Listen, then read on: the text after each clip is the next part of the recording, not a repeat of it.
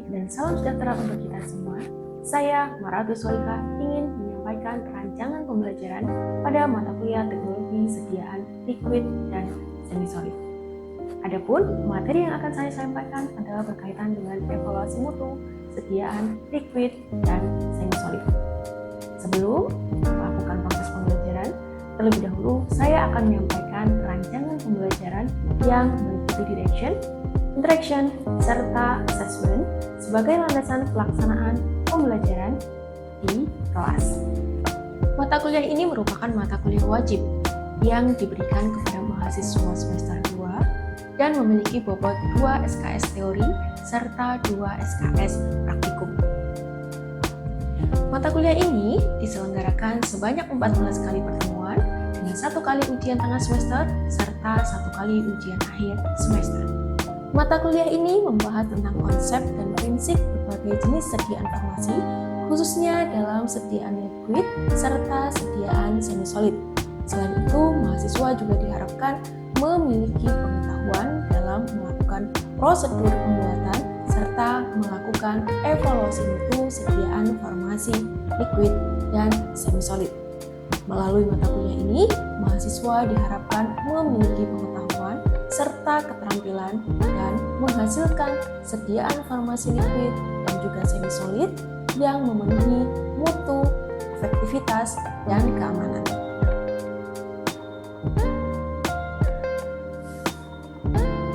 Selanjutnya, saya akan menyampaikan materi pembelajaran yang digunakan dalam pertemuan kali ini. Materi yang diajarkan meliputi definisi evaluasi mutu, tujuan dari pelaksanaan evaluasi mutu, serta persyaratan dari seluruh evaluasi mutu pada sediaan liquid dan semi-solid. Melalui materi tersebut, mahasiswa diharapkan mampu memahami pentingnya untuk melakukan evaluasi mutu sediaan farmasi untuk menjamin bahwa obat yang dihasilkan memenuhi aspek mutu, keamanan, serta efektivitas. Selanjutnya, saya akan menyampaikan materi pembelajaran yang digunakan dalam pertemuan kali ini.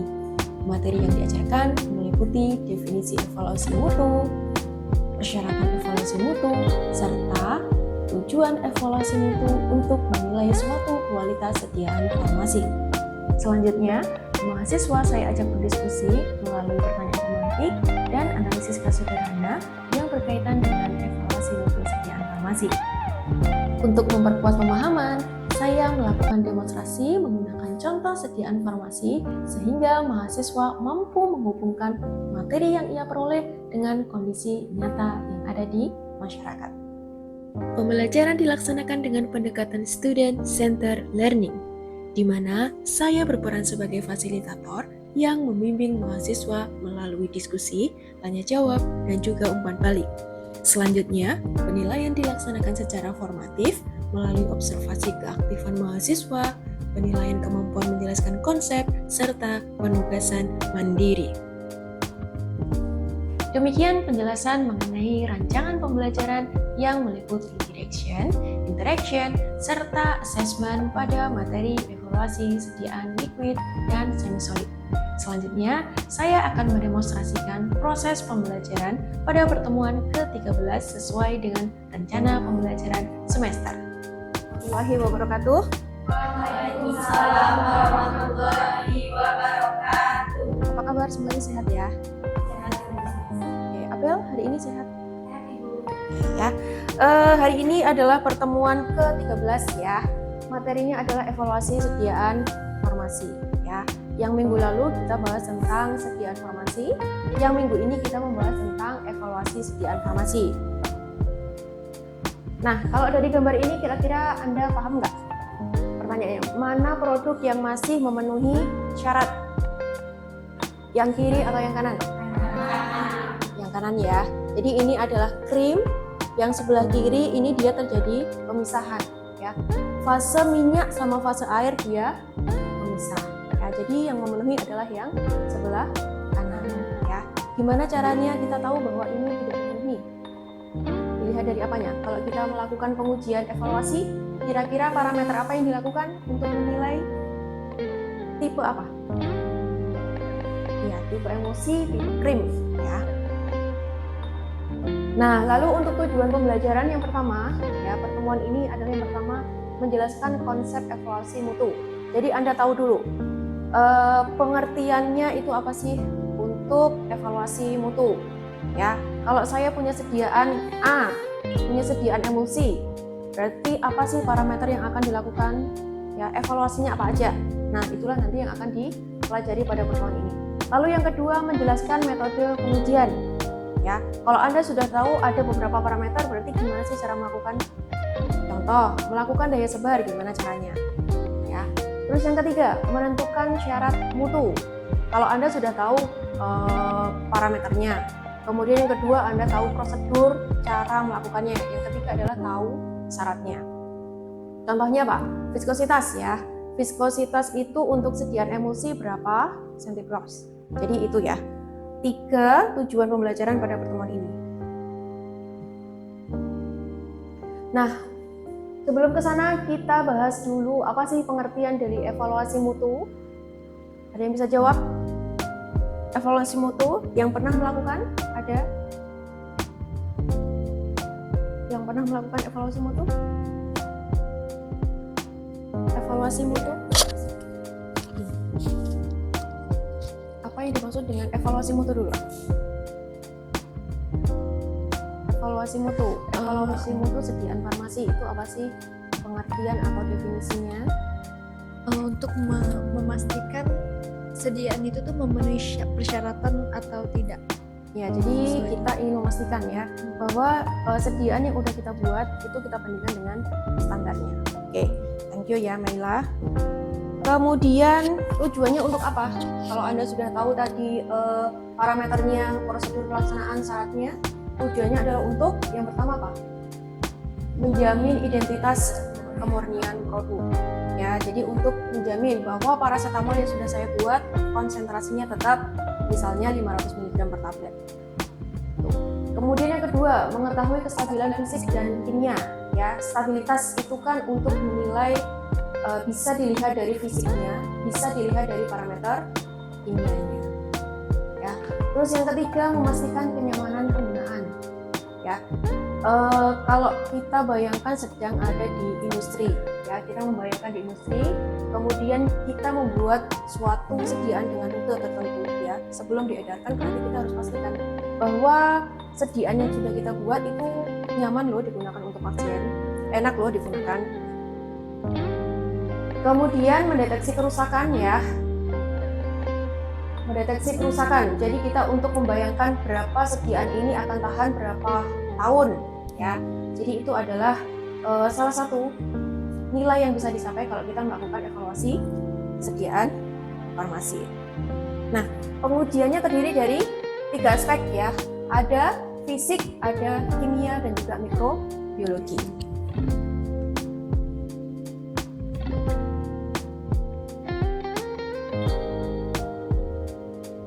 Evaluasi fisik ya. Evaluasi fisik itu yang pertama ada di sana menilai karakteristik fisik sediaan. Ya, jadi yang dinilai adalah secara fisiknya. Apa yang mengikuti di sana? Ada organoleptis, ya, ada pH, ada viskositas. Sekarang saya tanya, apa alat yang digunakan untuk menilai viskositas? Ada yang bisa jawab? Silahkan. Alat yang digunakan untuk menguji viskositas itu ada viskometer, Bu. Ya, viskometer ya. Ya. Viskometer itu kan banyak ya. Kapan kita pakai Brockfield, kapan kita pakai Oswald? Kalau untuk Brockfield itu menguji sediaan berbentuk gel, Bu. Ya, jadi yang viskositasnya dia tinggi. Ya, Ya. kalau Oswald? Untuk viskositas yang rendah. Ya, contohnya apa sediaannya? Ada yang rendah itu apa? Yang encer-encer berarti kan? Sirup. Nah, terima kasih ya Apel. Kemudian parameter yang kedua ya, ada evaluasi kimia. Ya, kimia. Jadi kita ingin mengetahui kestabilan kandungan zat aktif ya. Contohnya ada menentukan kadar zat aktif, di mana kita bisa menulis etiket bahwa sediaan A punya sekian miligram zat aktif. Nah, itu itu adalah salah satu caranya adalah mengukur kadar zat aktif. Lalu evaluasi mikrobiologi, ya. Evaluasi ini ditujukan untuk produk misalnya yang dia memang punya potensi aktivitas antibiotik, ya, berarti dia wajib melalui uji aktivitas antibakteri. Kemudian yang kedua adalah parameternya ada kapang sama kamir. Ya, kapang sama kamir itu adalah contoh jamur, ya. Jadi kalau jamur itu kan kita menggunakan media yang steril, ya. Jadi parameter itu masuk dalam kategori yang mikrobiologi. Kemudian uji sterilitas. Uji sterilitas ini untuk sediaan-sediaan yang steril, ya. Apa contoh sediaan steril? Ada yang tahu nggak? Apa? Tetes mata. Sediaan tetes mata. Oke, yang lain ada lagi? Selain tetes mata, sediaan steril. Apa? Sediaan apa? Apa tadi, ada yang jawab? Infus, ya. Betul, ya. Itu adalah contoh sediaan steril. Kemudian efektivitas pengawet, ya. Ternyata bahan pengawet, ya, yang digunakan itu juga perlu diukur efektivitasnya. Benar nggak sih si bahan pengawet ini betul-betul bisa mengawetkan sediaan? Nah, itu adalah contoh parameter dari mikrobiologi. Nah, sekarang kita masuk ke sediaan liquid. Untuk sediaan suspensi, jadi ini ada beberapa parameter yang diterapkan, ya. Tapi yang paling spesifik itu adalah yang apa kira-kira? Untuk sediaan suspensi. Yang spesifik itu artinya yang tidak dimiliki oleh sediaan yang lain, yang tidak dilakukan pada sediaan yang lain. Apa contohnya? Organoleptik kira-kira dilakukan pada sediaan yang lain nggak? Ya. Terus nomor 2, ukuran partikel. Kira-kira dilakukan untuk sediaan yang lain? Ya nggak? Ya. Ya. Terus sedimentasi. Apakah dilakukan untuk sediaan yang lain? Emulsi. Terus apa lagi? Eliksir. Apakah dilakukan? Sedimentasi? Tidak, ya.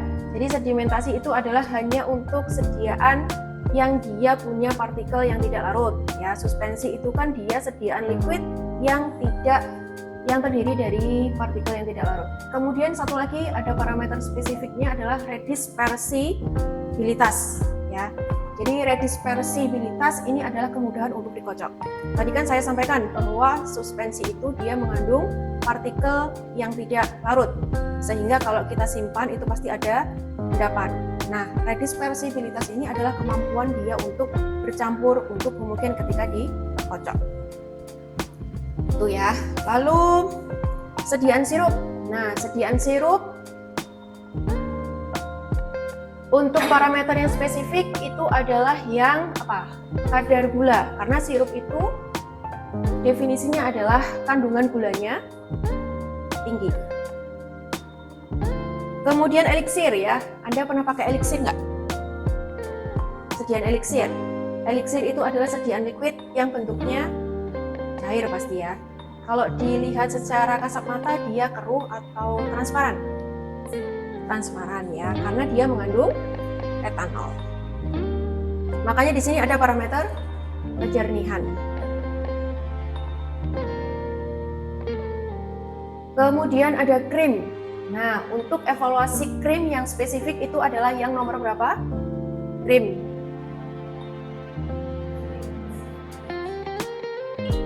Yang nomor 5, ya, tipe emulsi. Kita ingin memastikan ada tipe oil in water atau water in oil. Kita tahunya dari tipe emulsi. Anda buat emul gel, ya. Buat emulsi itu berarti wajib harus ada uji tipe emulsi.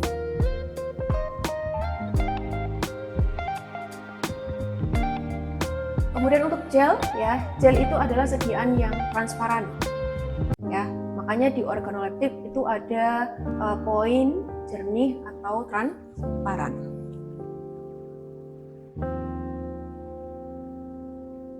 Kemudian ada juga sediaan pasta, ya. Sediaan pasta itu adalah sediaan yang mengandung dispersi solid yang tinggi, ya. Makanya dia kekentalannya dia tinggi. Apa sih parameter evaluasinya? Ada viskositas ya, konsistensi, ada homogenitas dan seterusnya. Nah, kemudian ada sediaan semi solid lanjutan ya, suppositoria. Suppositoria ada yang tahu definisinya apa? Sediaan yang bagaimana digunakan untuk apa? Ada yang tahu? Sediaan suppositoria digunakan melalui apa? Melalui rektal. Ya. Evaluasinya apa aja sih? Nah, di situ ada keseragaman bobot. Tujuannya untuk apa? Untuk memastikan bahwa suppositoria yang sudah kita buat itu dia bobotnya memenuhi. Ya.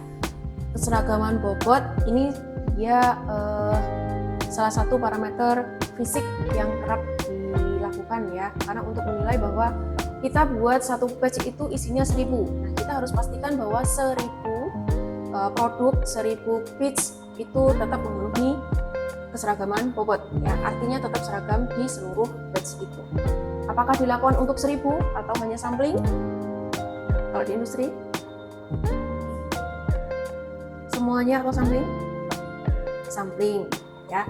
Jadi kita menguji misalnya 20 suppositoria itu sudah menggambarkan 1000 sediaan. Lalu ada waktu lebur ya, waktu lebur, kemudian ada juga titik leleh. Jadi waktu lebur itu berbeda dengan titik leleh ya, karena ada basis suppositoria yang dia memang hanya meleleh ya, kemudian ada juga suppositoria yang memang dia kemampuannya itu hanya melebur. Kemudian ada uji kekerasan dan juga uji disolusi. Nah, uji disolusi ini adalah uji yang dilakukan untuk menilai profil pelepasan obat ya. Jadi kita membuat grafik nanti. Ada menit ke 0, menit ke 15 menit, 30, nanti hingga berapa jam. Kemudian nanti di situ akan tergambar. Jadi kalau orang pakai suppositoria itu menit ke 0, dia nanti konsentrasinya berapa sih? Karena idealnya semakin lama konsentrasinya, semakin lama waktunya, konsentrasinya akan semakin meningkat. Tuh.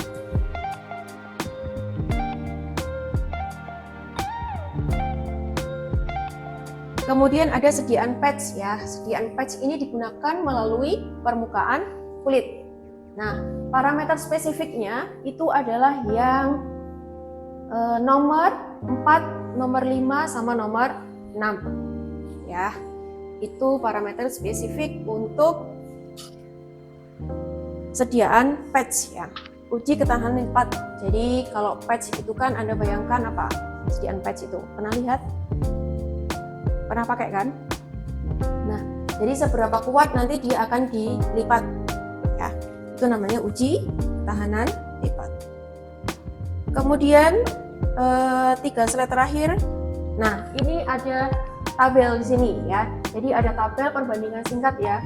Jadi setiap parameter itu dia memiliki parameter evaluasi sediaan yang spesifik. Contohnya ada suspensi di sana. Suspensi itu ternyata parameter spesifiknya itu adalah sedimentasi sama redispersibilitas. Ya. Kalau misalnya krim itu adalah tipe emulsi. Lalu untuk suppositoria itu misalnya adalah waktu lebur ataupun waktu meleleh. Nah, sebelum ke penutup, saya ingin tanya ya. Saya ingin tanya terkait parameter evaluasi mutu. Yang pertama, sebutkan 2 parameter evaluasi mutu untuk sediaan gel. Siapa yang ingin jawab? Ada? Gel?